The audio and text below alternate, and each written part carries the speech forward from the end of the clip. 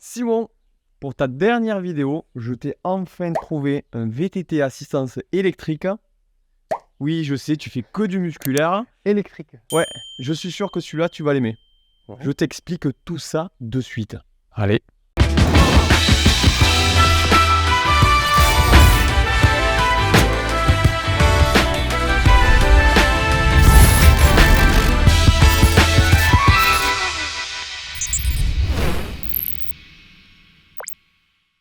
Bon Simon, tu l'as reconnu, c'est marqué en gros, c'est le nouveau Rise 2023, donc la génération 2. On remet l'affiche juste en haut à gauche pour la première génération qui a été présentée sur la chaîne par Tom. Ah, je me souviens. Et qu'est-ce qu'il a de vraiment de nouveau ce Rise? Parce qu'il ressemble quand même beaucoup à l'ancien. Premièrement, il y a une optimisation du poids qui est due à plusieurs choses. Le moteur, qui est la nouvelle génération, qu'on verra juste après. Mais premièrement, on parle du châssis. Ouais. Le triangle avant a été allégé et surtout rigidifié. Et tu peux le voir, la biellette est plus qu'en 2 parties. Avant, elle était en 3. Donc je suis sûr qu'il y en a plein qui vont dire ça sert à quoi? À alléger tout simplement et à rigidifier. À rigidifier, je pense. C'est un peu le même design que ce qu'on retrouve sur le Rallon finalement. On peut pas te piéger, toi. Ah, je les connais, les autres. Donc, triangle arrière, grosso modo, identique. Nouveau basculeur, nouveau triangle avant. Je vois que le cockpit aussi est bien différent avec des gaines intégrées dans le colonne de direction. Oui, tu le vois, dès que tu as le vélo face à toi, c'est ultra propre. Il n'y a rien qui dépasse. Guidon carbone, potence maison avec l'intégration du Garmin. Ouais. Je crois qu'il y en a besoin du Garmin en plus. Pour notre version, oui, parce que tu as 2 possibilités. Ce vélo, tu le choisis soit avec un écran intégré, donc comme ce que fait tous les e-bikes, mais nous, on a juste une petite manette qui a été redesignée en même temps que le moteur. Donc franchement, moi, j'aime beaucoup, tu le sais, c'est compact. En VTT, ça permet d'être moins exposé au choc. Par contre, si tu n'as pas d'application sur ta petite montre, donc c'est un widget qui est rajouté, Ouais. tu ne peux pas savoir où tu en es de la batterie. Pour ça qu'il faut le Garmin, c'est ça? Exactement. Donc avec l'application IQ, il me semble, de chez Garmin. Sinon, il te reste plus qu'à rajouter en option le petit écran. Bah écoute, moi ça me plaît. Au moins ça ressemble à mon VTT classique. J'y mets mon Garmin. Il va falloir que j'ajoute ce petit widget, mais bon, ça va, c'est pas trop compliqué, je devrais y arriver. Et niveau poids, tu sais, après, peut-être pas celui-là, mais la version la plus légère, parce que celui-là, je vois qu'il est un peu costaud. Je suis sûr que le poids de la version la plus légère va être très ressemblant de beaucoup de tes vélos musculaires qui est à 15,9 kg. Ah oui, 15,9. Je connais beaucoup de musculaires qui sont au-delà pour la même catégorie. Oui, c'est le poids d'un enduro. Ok. Parce que ils ont aussi optimisé la batterie. Donc il y a plein de choses à dire sur la batterie. Ah, Donc ils ont redessiné la batterie. C'est au niveau du connecteur en fait. Ils l'ont redessiné pour qu'elle soit un peu plus bas dans le châssis. Et en plus de ça, on peut avoir une batterie plus grosse aujourd'hui. Avant, quand il est sorti, c'était 360 Wh. Et aujourd'hui, moi, j'ai une 540. ah oui, ça commence à faire. Et oui, tu le sais, ça fait à peu près 1 an que Orbea est arrivé avec le même vélo en aluminium. Oui. Et la version carbone, t'avais pas le choix, c'était ta 360 ou ta 360 Wh. Et aujourd'hui, tu as le choix entre les deux. Attention, cette batterie, elle est inamovible. Donc, Ou du moins, il faut enlever le moteur, j'imagine. oui, donc en gros, c'est ton concessionnaire de vélo qui va faire cette opération. Dans ton garage, c'est un petit peu plus compliqué. Bon, 540 pas mal. Et en plus de cette grosse batterie, tu peux aussi ajouter la batterie externe. Oui, le fameux Range Extender qui a 252 Wh au prix de 499 € et que tu mets dans le porte-bidon. Donc, je te laisse calculer la capacité. Comme un gros vélo, finalement. 252 plus 540. C'est pas mal. On vous laisse donner la réponse en commentaire. Gros calcul. On peut faire des kilomètres. Bon, j'ai bien compris, au niveau autonomie, il va pas en manquer. Ça commence à être du gros vélo. Et au niveau motorisation, qu'est-ce qu'il y a de nouveau? Tu m'as dit, parce que moi je vois que c'est toujours Shimano, toujours RS. Oui. Alors? Et on n'est pas dans l'automobile là. Oui. Le RS veut dire Rider Synergy. Waouh. C'est beau. C'est un nom marketing, quoi. Ouais. Donc non, après, il y a un nouveau bloc moteur, évolution. Donc c'est le EP801 ou EP801. Ça, c'est toi qui vois, tu le dis comme tu veux. Ok. Et il propose toujours 60 Nm de couple. Donc c'est un moteur qui est volontairement bridé. Donc le moteur, la partie physique, ça reste exactement la même. Ouais. À laquelle le logiciel, on a décidé de lui enlever un petit peu de puissance. Et en fait, c'est comme dans l'automobile, Simon. Pour gagner en kilométrage, On Eh réduit bien- la puissance. oui. Bon, ok, donc ça va pas changer. Tu as toujours un moteur bridé, on va dire. Est-ce qu'il y a toujours ces deux fameux profils? Je me souviens qu'il y avait un profil vraiment ultra éco et un profil un peu plus boosté avec les fameux 65 en pointe. J'ai envie de te dire qu'il y a mieux que ça. Tu as une application de Shimano qui s'appelle eTube. Toujours ça. Donc c'est l'application propriétaire Shimano. Ok. Et en fait, tu as deux profils, mais en fait, c'est plus trop comme avant. Aujourd'hui, tu peux paramétrer plein de profils différents. Ok. Donc en gros, si tu es bon l'hiver, tu vas faire plein de terrains différents. Tu vas paramétrer tes moteurs suivant la typologie de terrain, peut-être le dénivelé que tu veux faire. Bref, tu peux choisir tout ce que tu veux. De base, tu as 3 modes, donc l'éco, le trail et le boost, Ok. que tu peux personnaliser avec plusieurs fonctionnalités. On vous met tout ça à l'écran et tu peux même monter jusqu'à 7 modes. Il va falloir que je fasse des kilomètres pour tester tout ça. Ouais, moi j'ai déjà roulé, mais pour en dire encore plus, il faudrait encore faire beaucoup de kilomètres parce que il y a beaucoup de choses à essayer. Ok. Moi j'aime bien, hein. Perso, au moins je suis pas bridé par le système. Je le personnalise comme je veux. Bon, on enlève le moteur, on enlève la batterie, ça j'ai compris. Revenons à l'essentiel. Le châssis, le vélo. Tu m'as pas dit le débattement, tu m'as pas parlé de géométrie.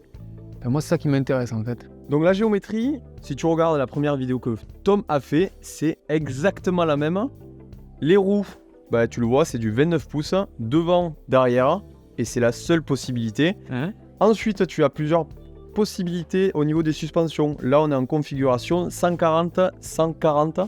Ok. Mais tu peux également, grâce au programme Mio, tu connais, personnaliser ton vélo de plein de façons différentes. On y revient juste après. Et passer sur une fourche en 150 mm. Donc tu sais ce que ça veut dire. Un peu plus gros, une 36 j'imagine. Et la géométrie qui va un petit peu évoluer. D'accord, oui. Le fameux programme MyO. C'est ça, je crois.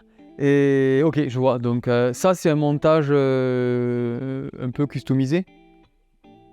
Ouais, bien personnalisé parce que j'ai pu même changer les pneus en mettant de la carcasse DH. Ok. Le plus solide parce que tu connais ma finesse dans les cailloux.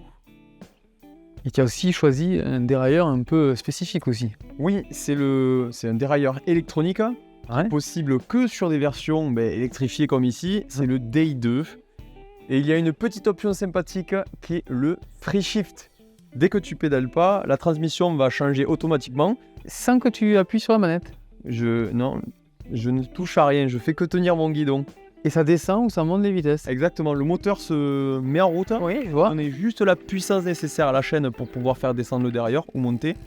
Et comme ça, en fait, tu sais, quand tu vas dans des endroits que tu ne connais pas du tout et que tu te fais piéger par la montée qu'il y a derrière l'arbre que tu n'avais pas vu, et bien là, ça ne t'arrive plus. C'est un algorithme qui calcule ça grâce à la cadence, la vitesse et le couple. Comme ça, c'est intéressant. Et oui, tu peux faire ça parce qu'il y a une roue libre à l'avant aussi. Donc la roue libre, je comprends le système. Ça s'engage, ça tourne et ça permet de changer. Et ben écoute, ça, j'ai hâte d'essayer. Ça a l'air rigolo. Oui, et en plus, le dérailleur a l'air plutôt solide. Bon point ça aussi. Après, là aussi, il faudrait essayer... Je crois qu'il est solide. Je connais quelqu'un qui roule avec, j'ai fait de la mécanique là et qui fait même des coupes du monde avec ce vélo parce que c'est ça qui m'a donné un peu la puce à l'oreille. C'est notre ami Damien Auton, je crois qu'il roule avec ça cette année. Et il fait des coupes du monde d'enduro. Et il utilise ce système et j'ai vu qu'il a fait de la mécanique de précision avec. Donc je peux te dire qu'effectivement c'est solide. Je veux pas savoir ce que c'est la mécanique de précision avec toi. Non mais écoute, sur le papier, ça m'intéresse. Si ça plaît à quelqu'un comme Damien, ça doit pouvoir aussi me plaire à moi. Et je te l'ai dit, c'est un vélo fait pour beaucoup de personnes. D'ailleurs, on pourra y revenir juste après pour qui c'est fait. Ok. Simon, en parlant du programme MyO, donc My Orbea, est-ce que tu peux leur faire un petit point là-dessus? Bah écoute, tu vois cette splendide couleur, je pense que c'est du MyO ça. Tu vois, tu peux personnaliser le coloris. Je crois même que tu peux mettre ton nom si je ne me trompe pas. Voilà, donc ça c'est personnalisation du châssis et aussi de certains composants. Tu peux avoir le choix. Notamment la batterie. Batterie, la fameuse fourche aussi, je pense. Bon, j'ai pas en tête tous les produits sur ce modèle-là, mais ça fonctionne aussi comme ça, basiquement. Moi, la chose que je leur conseille, c'est d'aller voir directement sur leur site internet et peut-être de créer votre vélo de rêve, rien que pour kiffer. Ah, mais ça, tu peux t'amuser. J'y ai passé du temps à m'amuser avec mon vélo, mon Orbea. Et ces roues maison. Ouais, bah, tu le sais, Orbea est arrivé dans le marché des roues avec Okio. Et là, c'est des roues carbone. Et franchement, j'aime beaucoup la finition. C'est classe. Ça a l'air sympa aussi, ouais. J'avais même pas fait attention que c'est du carbone. C'est un profil assez bas, c'est assez propre. Figure-toi que le carbone, j'ai vite du mal en roue. Et là, je suis agréablement surpris. Notamment dans les chocs frontaux. Tu sais, où souvent, j'imagine les bras. Et bien là, très bonne surprise. Bah écoute, on va tester ça.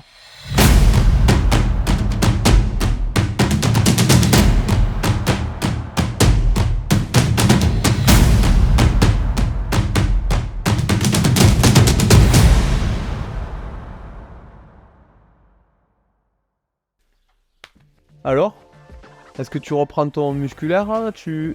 Peut-être tu peux évoluer sur du e-bike léger? Bah écoute, c'est vrai que c'est intéressant ce vélo.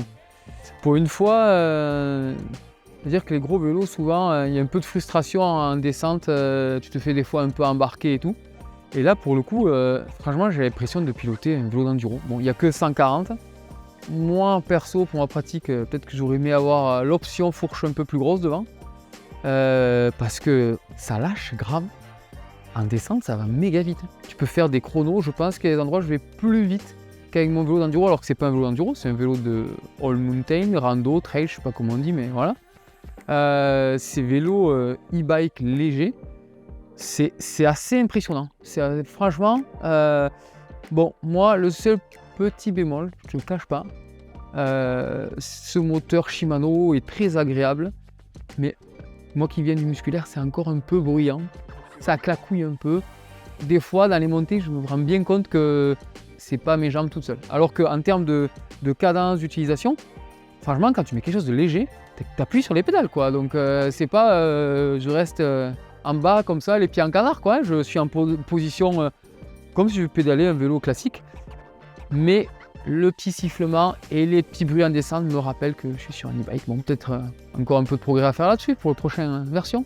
Ouais, au niveau des cailloux, c'est vrai qu'il y a un petit clac-clac. Un petit peu un clac-clac-clac. Hein. C'est la roue libre devant qui fait ce petit bruit. Il y a des solutions qui existent. Non, on n'a pas le rapport pour s'inchiser. Bon, je suis ravi que ça t'ait plu. Quand on dit gros vélo, on compare ça au Wild FS par exemple, Simon, qui est beaucoup plus lourd.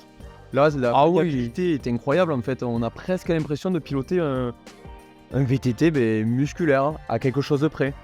En descente, franchement, le surpoids me dérange pas trop. Bon, on n'a rien fait d'extrême. On est resté dans la pratique. J'ai pas senti ce surpoids à être amené dans les trajectoires. J'ai eu simplement la bonne sensation d'être plus plaqué au sol, que le vélo il est vraiment posé. Et c'est là où des fois j'ai l'impression que d'avoir plus de débattement parce que le vélo il est posé en termes de stabilité, alors que j'ai la manualité d'un petit vélo. C'est assez impressionnant. Franchement, sur ce point, c'est quand même cool. Ouais. Et sur le bridage du moteur entre un 85 sur un gros vélo et le 60, tu sens beaucoup de différence toi? Qu'est-ce que ça te... Moi, là je l'ai utilisé en mode randonnée, j'ai trouvé que c'était bien venant du vélo classique. Déjà ça a plus de watts que moi, je le sens bien, donc c'est quand même une aide. Hein, et on peut déjà faire énormément de choses. Par contre c'est clair, je ne vais pas m'amuser à monter des montées impossibles. J'ai fait le même circuit que ce que je fais classiquement, sauf que soit je suis monté beaucoup plus vite, ou soit je suis monté avec beaucoup moins d'énergie.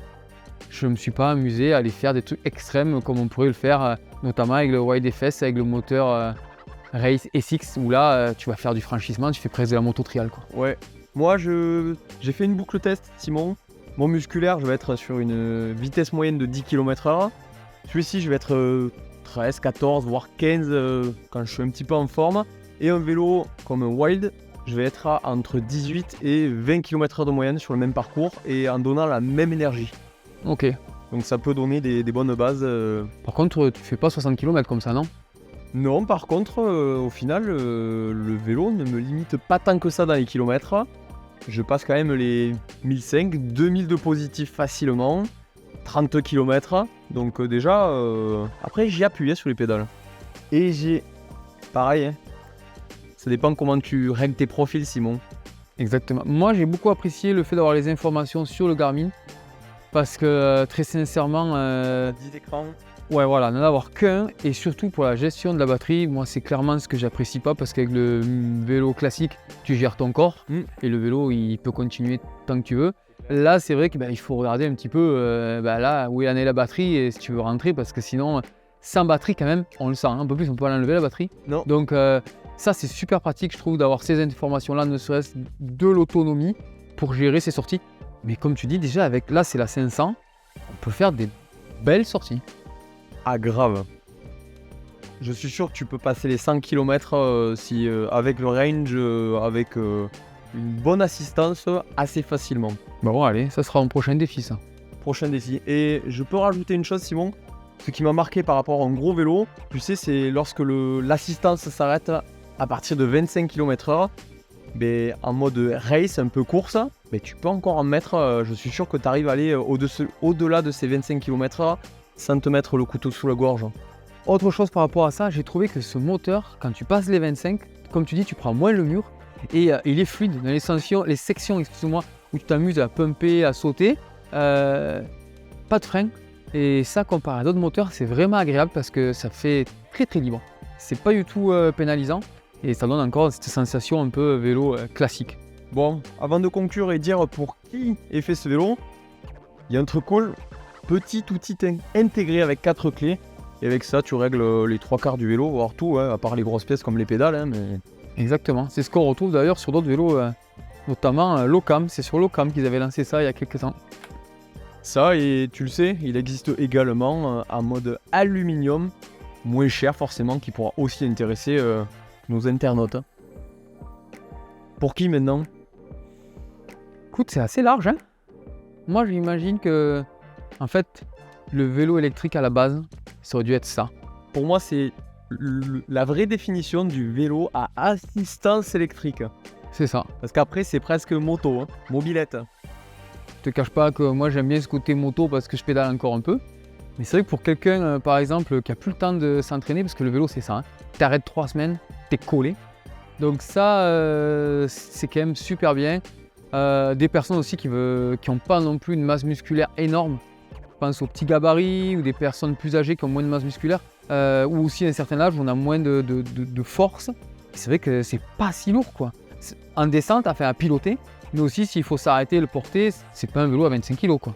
Ah mais c'est clair. Et puis techniquement aussi, je trouve que c'est beaucoup plus facile pour une personne qui débute peut-être qu'un gros vélo directement où il va falloir avoir et appréhender ce poids.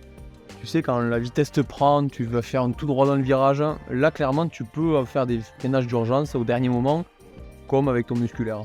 Ouais, c'est ça exactement. Et puis au final, c'est un peu les boucles. C'est classique, on va dire, hein. Tu remontes pas les descentes avec ça. Tu roules les circuits qu'on retrouve un peu partout en France. Donc c'est un vélo plutôt polyvalent. Voilà, peut-être que les limites sont peut-être pour les compétiteurs ou ceux qui cherchent une moto avec pédale, mais c'est quand même assez large, je suis assez étonné. Bah je pense qu'on a tout dit, Simon. Moi ça m'a bien plu ce vélo. Toi, je te sens bien passer full électrique. Je sais pas, ça serait bien qu'Orbea me le laisse. Appelle-les pour voir. Bon, une des limites forcément c'est le prix. Hein. On va pas se cacher, ça coûte pas... Hein, ça coûte combien ça? Notre version elle est quasiment 10 000 euros. Ah voilà. 1 euro près il me semble, de tête. Ouais, propre quoi. Bah tu le sais, maintenant le marché du vélo, on peut dire ce qu'on veut, ça a pris un petit peu. Hein. Mais Simon, je te l'ai dit, il y a une version aluminium à un peu plus de 5 000 euros. Donc déjà, c'est plus accessible. Toujours pareil, avec des gros guillemets, on vous voit déjà venir en commentaire. Bon, ça reste dans le haut de gamme, c'est pas un vélo pour débuter. Après, entre 5 et 10 000 euros, t'as raison, maintenant, moi, les vélos GC, d'un vélo tout-terrain, malheureusement, même sans moteur, ils sont souvent dans cette fourchette de prix. Bon Simon, on se quitte. Avant, une petite question, comme toi. Qu'est-ce que vous pensez de ces vélos à assistance électrique légère? Surtout pour vous, les personnes qui roulaient en musculaire, je suis curieux. Puis comme d'hab, hein, le petit pouce en l'air, le petit clic sur le bouton abonner pour être au courant de toutes les prochaines vidéos. Et on se retrouve la semaine prochaine. Et en attendant, allez faire du vélo. Ciao, ciao. Ciao, Ciao, Simon. ciao. J'ai failli en perdre mes lunettes. Hein.